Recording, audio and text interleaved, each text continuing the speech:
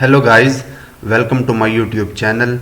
So this is 100 days of machine learning day 16. इस video में हम देखेंगे EDA. So जब आप किसी प्रोजेक्ट पर काम करते हो तो वहाँ पे EDA बहुत ज़रूरी है. EDA stand for Exploratory Data Analysis. कि जब आप डेटा अपने एक किसी भी मशीन लर्निंग एल्गोरिदम को फीड कराते हो तो आपको डेटा की एक अच्छी अंडरस्टैंडिंग होनी चाहिए. तो इनमें बहुत सारे technique like data pre processing, feature engineering, EDA. सो EDA भी एक टेक्निक है, यानी डेटा विजुअलाइज करना, हर कॉलम को सेपरेटली विजुअलाइज करना, उसको अच्छे तरीके से समझना. सो हम इस चीज़ को आज यहाँ पे देखने वाले हैं. ठीक है. सो एक्चुअली हमारे पास EDA दो तरह के हैं. हम प्रैक्टिकली एक डेटा सेट पे इसकी यहाँ पे मेरे पास एक डेटा सेट है, customer churn prediction data set है. इस पर हम प्रैक्टिकली आज के वीडियो में यूनिवेरिएट एनालिसिस करेंगे. But first let's understand that what is data and how many types of data we have. So actually data हमारे पास दो तरह का है. ठीक है. मैं यहाँ पे शॉर्ट लिख रहा हूँ. एक है आपके पास, let me make it a bit bigger, मैं इसको थोड़ा सा बिग करता हूँ यानी बड़ा करता हूँ एक्चुअली. एक है आपके पास कैटेगोरिकल डेटा. ठीक है, कैटेगोरिकल डेटा. और एक है आपके पास numerical data. Okay. So actually data हमारे पास दो तरह का होता है. जब भी आपको एक डेटा सेट मिलता है वो दो तरह का होता है. फर्स्ट यहाँ पे मैं डेटा सेट ले आता हूँ ताकि आप लोग ये चीज़ अच्छे तरीके से समझ सको. सो मैं इसको नाम देता हूँ DF. उसके बाद pd.read CSV इस पे लगाता हूँ और मेरे डेटा का नाम है churn. Just let me check, मेरे फोल्डर में जो डेटा पड़ा है बैंक कस्टमर या this data set. Just let me show you the first 3 rows. ये मेरे पास डेटा है. ठीक है. जिसमें बहुत सारे कॉलम्स हैं. अब जब हम इस डेटा को अच्छे तरीके से समझने की कोशिश करते हैं तो हम चाहते हैं कि हर कॉलम को विजुअलाइज कर सकें. ठीक है. तो डेटा को EDA की मदद से आप अच्छे तरीके से अंडरस्टैंड कर सकते हो, यानी आप हर कॉलम की इनसाइट लेना चाहते हो. जैसे कि जेंडर को आप देखना चाहते हो, एज को आप देखना चाहते हो, टेन्योर को आप देखना चाहते हो. तो यहाँ पे ये जो डेटा है ये दो तरह का है, कैटेगोरिकल एंड न्यूमेरिकल. अब फर्क समझना. ठीक है. कैटेगोरिकल में ग्रुप्स होते हैं. ठीक है. और कुछ नहीं होता. जिस कॉलम के अंदर ग्रुप्स होते हैं, कैटेगरीज होते हैं, वो आपके पास कैटेगोरिकल डेटा सेट है. ठीक है. और जो न्यूमेरिकल डेटा होता है वो कंटिन्यूअस होता है. एग्जांपल्स ये है कि कैटेगोरिकल डेटा, ये तो हमें पता चला कि ग्रुप्स होते हैं. इसके एग्जांपल ये है लाइक जेंडर में कितने कैटेगरीज होते हैं? 2, फीमेल एंड मेल. या अगर आप ग्रेड्स की देखें तो ग्रेड्स में कैटेगरीज है, A grade, B grade, C grade. ठीक है. ये भी एक कैटेगरी है. अगर आपके पास जेंडर कॉलम है तो वहाँ पे 2 कैटेगरी हैं. आप समझ सकते हो वहाँ पे कि ये कैटेगोरिकल कॉलम है. जिस तरह इस डेटा में अगर देखा जाए हमारे पास दिस जेंडर कॉलम, इसमें फीमेल, मेल, अदर भी हो सकता है. ये एक कैटेगरी है. ठीक है. आपके पास इस यहाँ पे जो आउटपुट कॉलम है चर्न, जिसको हम थोड़ी देर बाद देखेंगे, इसमें 2 कैटेगरी है, 1 एंड 0. 1. अच्छा, चर्न का पहले तो आपको ये समझना चाहिए कि ये जो डेटा सेट है ये एक बैंक कस्टमर चर्न से रिलेटेड है कि बैंक में जो कस्टमर है उन्होंने बैंक को लीव किया है या नहीं, मतलब बैंक से खुश है या नहीं. तो चर्न का मतलब है कि आप बैंक को लेफ्ट करते हो फॉर सम रीजन या नहीं. तो 1 स्टैंड फॉर कि आपने लीव किया है बैंक को. ठीक है. चर्न का यही मतलब है कि लीव किया है या नहीं. एंड 0 स्टैंड फॉर कि आपने बैंक को लीव नहीं किया है. तो यहाँ पे 2 कैटेगरी है. वो लोग जो बैंक को लीव कर चुके हैं, 1 रिप्रेजेंट करते हैं. ठीक है. वो लोग जिन्होंने बैंक को लीव नहीं किया है, 0. तो यहाँ पे 2 कैटेगरी है. ये भी एक कैटेगोरिकल कॉलम है. न्यूमेरिकल कॉलम वो होता है जहाँ पे वैल्यू कंटिन्यूअस हो. ठीक है. जो एक खास सीक्वेंस में ना हो बल्कि कंटिन्यूअस हो. सो इसमें आपके बढ़िया एग्जांपल ये है, टेम्परेचर भी हो सकता है आपका, वेट, हाइट, एज. ठीक है. एज में डिफरेंट टाइप्स, किसी का 20 होता है, किसी का 25 होता है, किसी का 30 होता है. तो ये एक और मैंने एग्जांपल दिया कि आपके पास 2 तरह के डेटा होते हैं, categorical data and numerical data. So जब आप डेटा को विजुअलाइज करते हो तो उसे कहते हैं EDA. ठीक है. EDA 2 तरह का है. एक है यूनिवेरिएट, एक है बाईवेरिएट या मल्टीवेरिएट, इसको हम नेक्स्ट वीडियो में देखेंगे। यूनिवेरिएट का सिंपल सा मतलब यह है कि जब आप एक सिंगल कॉलम से डील आउट करते हो, एक सिंगल कॉलम की इनसाइट लेते हो, एक सिंगल कॉलम को समझना चाहते हो, तो उसे कहते हैं यूनिवेरिएट एनालिसिस। यानी जब आप एक सिंगल कॉलम को विजुअलाइज करते हो, that is called univariate analysis. अब ये कैटेगोरिकल भी हो सकता है, न्यूमेरिकल भी हो सकता है। So let's get started. अब मैं क्या करूंगा, जो मेरे पास डेटा सेट है इसको थोड़ा मैं यहाँ पे एक्सप्लेन करने की कोशिश करता हूँ। हमने देखा है कि जब आपको एक डेटा सेट मिलता है तो सबसे पहले क्वेश्चन आप खुद से ये करते हो। इस 100 डेज ऑफ मशीन लर्निंग के प्लेलिस्ट में मैं आप लोगों को बता चुका हूं कि आप पहले क्वेश्चन ये करते हो कि क्या ये सुपरवाइज लर्निंग प्रॉब्लम है या अनसुपरवाइज लर्निंग प्रॉब्लम है। तो ये एक सुपरवाइज लर्निंग प्रॉब्लम है। क्यों है? क्योंकि ये एक लेबल डेटा है जिसमें this all your input features, okay, और ये आपका चर्न जो है ये आपका आउटपुट वेरिएबल है, यानी ये लेबल डेटा है। चलिए, अगर ये एक सुपरवाइज लर्निंग प्रॉब्लम है तो सुपरवाइज लर्निंग के अंदर दो तरह के हैं, क्लासिफिकेशन एंड रिग्रेशन। तो मैंने बताया था कि रिग्रेशन प्रॉब्लम वो होता है कि अगर आपका आउटपुट कॉलम यानी आउटपुट वेरिएबल न्यूमेरिकल है, कैटेगोरिकल नहीं है, न्यूमेरिकल है, तो वो आपका रिग्रेशन प्रॉब्लम है। चूंकि यहाँ पे ये चर्न जो कि हमारा आउटपुट कॉलम है या वेरिएबल है या लेबल है, ये एक कैटेगोरिकल कॉलम है, ग्रुप्स है, यहाँ पे दो ग्रुप्स है, 3 भी हो सकते हैं, 4 भी हो सकते हैं, कैटेगरीज हैं। तो ये एक क्लासिफिकेशन प्रॉब्लम है। उसके बाद फिर आप खुद से 6 क्वेश्चन पूछते हो, डेटा का शेप देखना, नल वैल्यू देखना, डुप्लीकेट वैल्यू देखना, थोड़ा मैथमेटिक्स ओवरव्यू लेना, ये हम ऑलरेडी देख चुके हैं। बट इस डेटा को आप किस तरह विजुअलाइज करते हो हम ये समझेंगे, दैट इज कॉल्ड ईडीए। सो इस वीडियो में हम यूनिवेरिएट देखेंगे, यानी हम 1 बाय 1 सिंगल कॉलम को विजुअलाइज करेंगे, सिंगल कॉलम को समझने की कोशिश करेंगे। सबसे पहले कैटेगोरिकल कॉलम्स देखते हैं, ठीक है, उसके बाद फिर न्यूमेरिकल देखेंगे। सो होता क्या है कि आप नॉर्मली फर्स्ट से स्टार्ट होते हो, इसी तरह 1 बाय 1 चेक करते हो यहाँ तक, ठीक है। लेकिन चूंकि यहाँ पे कॉलम्स कैटेगोरिकल बीच में है, एंड में है, स्टार्ट में तो बिल्कुल है ही नहीं, इसको तो हम देखेंगे ही नहीं, कस्टमर आईडी, क्योंकि इसे कोई फर्क नहीं पड़ता। क्योंकि ये जो इनपुट फीचर हम विजुअलाइज करते हैं, ये हम जस्ट रिलेशनशिप देखते हैं किसके साथ, चर्न के साथ, कि इसकी पैटर्न क्या है, रिलेशनशिप क्या है, यही तो विजुअलाइजेशन है। सो हम स्टार्ट करेंगे जेंडर से, क्योंकि ये एक कैटेगोरिकल कॉलम है। फिर प्रोडक्ट नंबर भी एक कैटेगोरिकल है, क्योंकि ये डेटा मैं एक्सप्लोर कर चुका हूँ, आप लोग एक्सप्लोर करना। एक्टिव नंबर भी आपके पास कैटेगोरिकल है, क्रेडिट कार्ड भी कैटेगोरिकल है, क्योंकि इसमें कैटेगरीज हैं, एंड चर्न भी कैटेगोरिकल है। So let's get started. अब देखना, सबसे पहले मैं काउंटर प्लॉट का इस्तेमाल करूंगा।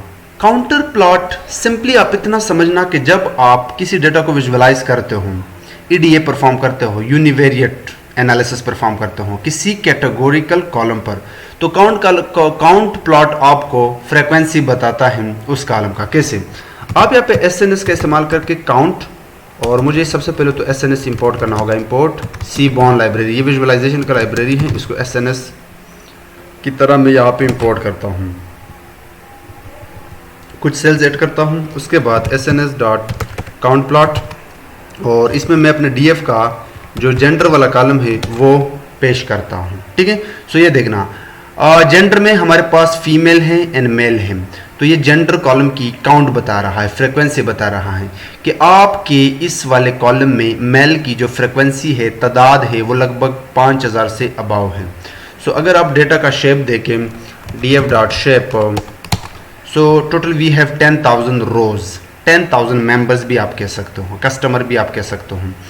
सो ओवरऑल जो 5000 या कुछ ऊपर आपके पास मेल है, एंड लगभग 4500 में भी 6 और 700 आपकी फीमेल है। सो एक तरह से यहाँ पे आप काउंट देख रहे हो।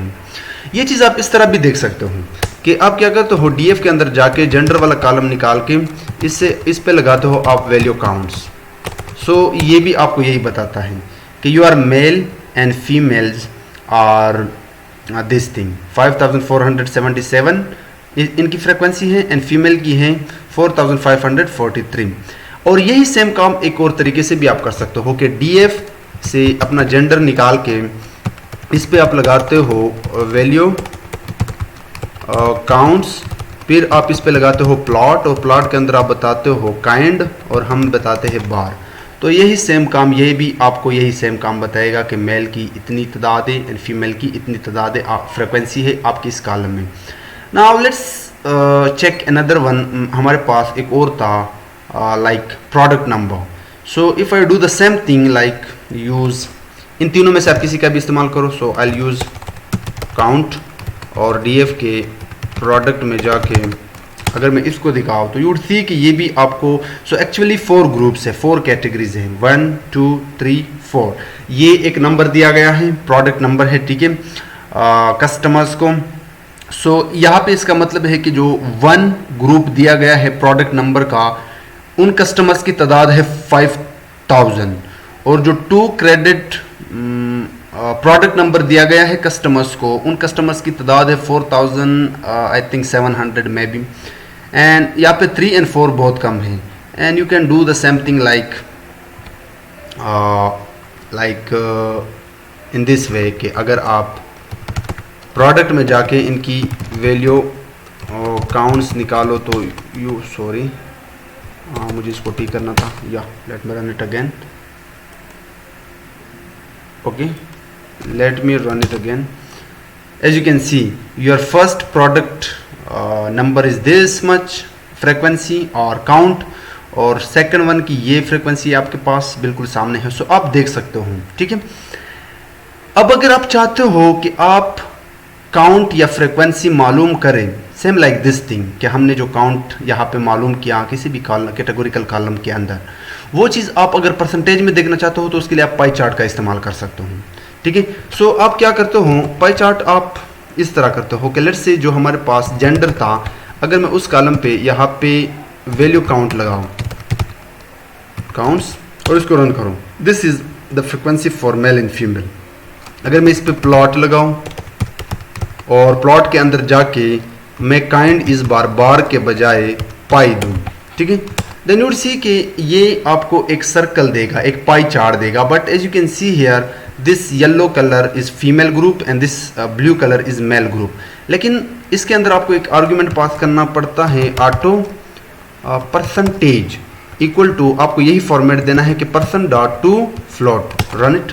देन ये आपको बता देगा कि टोटल जो कॉलम 100% डेटा है उसमें 54.57% मेल हैं एंड 45, सो ओवरऑल यहाँ पे मेल ज़्यादा है. सो इस तरीके से भी आप काउंट फ्रीक्वेंसी मालूम कर सकते हो परसेंटेज में. तो ये तो था कि आप किस तरह काउंट या फ्रीक्वेंसी मालूम कर सकते हो कैटेगोरिकल कॉलम की, ठीक है. अब हम देखेंगे कि अगर हमारे पास कोई न्यूमेरिकल डेटा हो, न्यूमेरिकल कॉलम हो, उसको हम किस तरह विजुअलाइज कर सकते हैं. सो अगर मैं यहाँ पे DF में जाओ, उसकी फर्स्ट 2 रोज दिखाओ अगेन या 3. So as you can see, मैंने बताया था कि न्यूमेरिकल वो होते हैं जो कंटिन्यूस होते हैं. So you have this age is a numerical column, this credit score is a numerical column, okay, and this balance is a numerical column. So मैं इन तीनों पे 3 प्लॉट्स करके दिखाऊंगा. First one histogram. अगर हिस्टोग्राम क्या 3 चीज़ें आपको बताता है. जब आपसे कोई पूछे कि हिस्टोग्राम आप क्यों यूज़ करते हो, so first you have to give this simple answer कि हम जब हमारे पास कॉलम न्यूमेरिकल हो तो उसके लिए हम हिस्टोग्राम इस्तेमाल करते हैं. सेकेंडली, ये आपको minimum value, maximum value and median value बताता है with count. Minimum value, median, maximum value with count. कैसे? इसके लिए आपको इंपोर्ट करना पड़ता है एक लाइब्रेरी जिसका नाम है matplotlib.py प्लॉट एज PLT, ठीक है. अब इस PLT के अंदर जाके मैं अपना हिस्ट प्लॉट निकाल के इसके अंदर पास करता हूँ अपना क्या नाम था, एज वाला कॉलम. अगर मैं इसको रन करो, यू वुड सी कि ये आपको इस तरह के बीन्स देगा. दिस साइड पे काउंट है एंड निचले हिस्से में आपकी एज है. सो 20, किसी का एज 20 है, 30 है, 40, 50, 60, 70, 80, 90.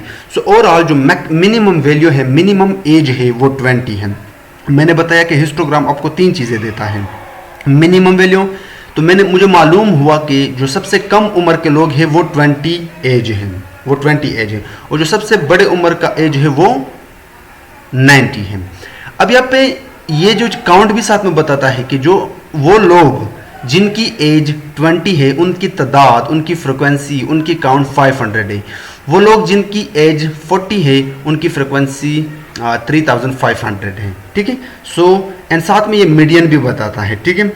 अगर आप इस कॉलम की मीडियन यानी मीन एक्चुअली आप देखना चाहते हो तो ये इस तरीके से भी आप देख सकते हो कि DF कि अब डीएफ में जाके एज उस पर लगाओ। अगर मैं मिनिमम वैल्यू देखूंगा तो मैं इस तरह देखूंगा, let me add couple of cells. तो ये चीज़ आप इस तरह भी कर सकते हो। सो 2018 लगभग 18 से स्टार्ट हो रहा है। अगर आप मैक्सिमम वैल्यू देखोगे, सो एज में जाके इस पे मैं लगाऊंगा अपना max function, so it will tell you 92 as you can see right here. अगर आप मिड वैल्यू देखना चाहते हैं तो ये भी आप कर सकते हो, लाइक एज पे जाके आप यहाँ पे मीन फंक्शन कॉल करते हो। सो 38 बिल्कुल यहाँ पे है आपका मीन, ठीक है, 38 पे। And you can also check a lot of things, standard deviation वो हम आगे देखेंगे। सो आप इतना समझो। अच्छा, इसमें एक और काम भी कर सकते हो, आप बीन की तादाद भी बढ़ा सकते हो। आप अगर चाहते हो कि दिस 20 एंड 30 के बीच में तो लोग हैं जिनकी एज है 21, 22, 25, तो उसके लिए आप बीन्स ऐड करके, लेट से अगर मैं जस्ट 25 लिखो तो यूड सी के result will be different. Okay, this should be beans, ये मुझे एरर देगा, दिस शुड बी बीन्स। मैं इसको अगेन रन करता हूँ, let me run it again. Now अब देखना, अब बीन बढ़ गए, ठीक है, बहुत छोटे छोटे हो गए। So this is your 20। So 20 age वाले बहुत कम है यहाँ पे, ठीक है। 21 के भी लगभग यहाँ पे हैं, सो लगभग 198 और 190 के हैं। सो इस तरह आप देख सकते हो। I hope you get the idea. Next काम, आप इसी चीज़ को प्रोबेबिलिटी की मदद से भी दिखा सकते हो। मतलब कि अगर आप चाहते हो कि मैं अपनी इस डेटा के डिस्ट्रीब्यूशन देखूं, डिस्ट्रीब्यूशन इन द सेंस के same minimum value, maximum value, median value and count, लेकिन काउंट प्रोबेबिलिटी में हो, यानी डेंसिटी जिसे आप कहते हैं, डेंसिटी डिस्ट्रीब्यूशन फंक्शन एक होता है स्टैटिस्टिक। अगर आपने पढ़ा है स्टैटिस्टिक तो आपको आइडिया होगा। सो उसके लिए आप एक और प्लॉट है आपके पास, डिस्ट्रीब्यूशन प्लॉट, आप वो यूज़ करते हो और वो प्लॉट आपको मिल जाएगा with in SNS library. So dist plot, इसके अंदर में सेम यही एज अगर पास करो, ये आपको देगा दिस थिंग, वही सेम चीज़ दिया, लेकिन इसने एक लाइन भी इसके ऊपर ड्रॉ किया। अब देखना वही 20, वही 90 तक, 95 तक जा रहा है एज, और वही सेम चीज़ें बता रहा है। आपका मीडियन जो मीन है, मीडियन वैल्यू है, वो आपका 38 है यहाँ पे बिल्कुल। लेकिन ये इसने एक और चीज़ दिखाया आपको, इस बार इसने काउंट के बजाय प्रोबेबिलिटी में दिखाया कि जो लेट्स से 40 एज वाले जो लोग हैं उनकी प्रोबेबिलिटी लगभग यहाँ पे है, यू कैन सी 0.05 प्रोबेबिलिटी है। तो ये भी बड़ी काम की चीज़ है। इसको मैंने अपनी जो मशीन लर्निंग प्रोजेक्ट्स वाला लिस्ट है, जहाँ पे मैंने एंड टू एंड प्रोजेक्ट्स आप लोगों को करके दिखाए हैं, जहाँ पे हमने मॉडल को ट्रेन किया है, वेबसाइट के साथ इंटीग्रेशन, वेबसाइट भी बनाया है, डेटा विजुअलाइजेशन, प्री प्रोसेसिंग, तो वहाँ पे भी मैंने बड़े डिटेल के साथ बताया है। So this thing is nothing but ये SNS के अंदर एक प्लॉट है KDA और जो हिस्टोग्राम है, इनको कंबाइन करता है, ठीक है। वही minimum value, maximum value, median and count, but probability में। Okay, the last thing that we are going to discuss, box plot. अच्छा, बॉक्स प्लॉट आप न्यूमेरिकल कॉलम पर तब यूज करते हो। अच्छा, यहाँ पे मैंने जस्ट एज कॉलम यूज किया, डिस्ट्रीब्यूशन प्लॉट में भी एंड हिस्टोग्राम प्लॉट में भी। आपके पास और भी थे, आपके पास यहाँ पे क्रेडिट स्कोर है, आप ये चेक करना, ठीक है। मैं इसको छोड़ता हूँ, आप लोग चेक करना। बैलेंस भी है, ये भी एक न्यूमेरिकल कॉलम है, तो ये भी आप चेक करना। सो मैं क्या करता हूँ, ये जो बॉक्स प्लॉट हैं ये आपको 5 नंबर ऑफ स्टैटिस्टिक समरी देता है। ये भी आपको minimum value, maximum value, first percentile, second percentile, third percentile. अब देखना, अगर मैं अपने DF पे डिस्क्राइब लगाऊं, डिस्क्राइब जो पिछले कई वीडियो में मैं बता चुका हूं, तो ये आपको जितने भी न्यूमेरिकल कॉलम है उनकी काउंट बताता है, मिनिमम वैल्यू, स्टैंडर्ड डिविएशन, लेकिन दिस 5 थिंग्स ये भी बताता है। Minimum value in the sense कि इस कॉलम में लाइक कस्टमर आईडी का जो मिनिमम वैल्यू है वो कौन सा है। फर्स्ट परसेंटाइल के इस कॉलम में जो यहाँ पे, जैसे कि अगर मैं एज वाले कॉलम पे जाऊँ, 25% ऐसे लोग हैं जिनकी एज 32 या 32 से कम है।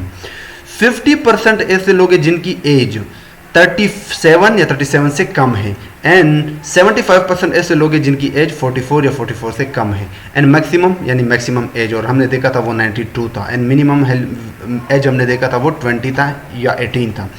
सो इस चीज़ को मैं दिखाऊंगा बॉक्स प्लॉट की मदद से। उसके लिए आपको लगाना पड़ता है SNS.box प्लॉट, इसके अंदर आपको बताना पड़ता है अपना column. So let's try it on age. तो जब आप इसको रन करते हो, ये एक और चीज़ भी दिखाता है। जो आउटलायर्स है आपके डेटा में वो भी बताता है। अब यहाँ पे ये जो दरमियानी डब्बा है इसमें देसी भाषा में समझने की कोशिश करना, मैं देसी भाषा में आप लोगों को बताने की कोशिश करूँगा। दिस फर्स्ट लाइन इज पर फर्स्ट परसेंटाइल 25% जो हमने देखा था। दिस दरमियानी line is your median, median in the sense जो 50% वाला हमने देखा था यानी second percentile. This line is known as 75 यानी 75% यानी थर्ड परसेंटाइल। सो हमने देखा था ये जो लाइन इसको आई थिंक स्क्यूनेस भी कहते हैं, इसमें कुछ और कॉन्सेप्ट भी है like right skewness, left skewness, वो हम आगे देखेंगे। फिलहाल के लिए आप इतना समझो कि बॉक्स प्लॉट आपको 5 नंबर ऑफ समरी देता है। मिनिमम वैल्यू जो कि 20 है, मैक्सिमम वैल्यू जो कि 92 था, बट इसमें कुछ आउटलायर्स भी हैं, एनॉमलीज जिसे आप कहते हो। और ये जो 3 चीज़ें हैं ये आपको बताता है first percentile, second percentile, third percentile. Second percentile को आप मीडियन यानी मीन भी कहते हो। सो हमने देखा था कि जो हमारा फर्स्ट परसेंटाइल था, अगर हम यहाँ पे आए एज में, तो वो हमने देखा था कि 32% एज था, 32 एज। सो आप यू कैन सी लगभग 32 के ऊपर आ रहा है। और हमने देखा था जो थर्ड परसेंटाइल था यानी 50%, वो 37 था। So as you can see अगर आप इस लाइन को देखो तो ये बिल्कुल 37 पे आ रहा है। And the same thing with 42, I think it was 42, 44, 75% यानी थर्ड परसेंटाइल 44 था। So as you can see here. So ये चीज़ आप इस तरह भी विजुअलाइज कर सकते हो। सो आप इतना समझने की कोशिश करना कि जब अगर कोई आपसे पूछे कि यूनिवेरिएट एनालिसिस क्या होता है, देन सिंपली आंसर कि यूनिवेरिएट एनालिसिस वो एनालिसिस होता है जहाँ पे हम एक सिंगल कॉलम से डील आउट करते हैं। एंड यहाँ पे 2 केसेस हो सकते हैं। आपका कॉलम कैटेगोरिकल भी हो सकता है, आपका कॉलम फीचर या कॉलम भी आप कह सकते हो, वेरिएबल भी जिसको आप नाम दे सकते हो, वो आपका न्यूमेरिकल भी हो सकता है। So yeah, that was the video, and see you in the next video in which we will be covering bivariate or multivariate analysis.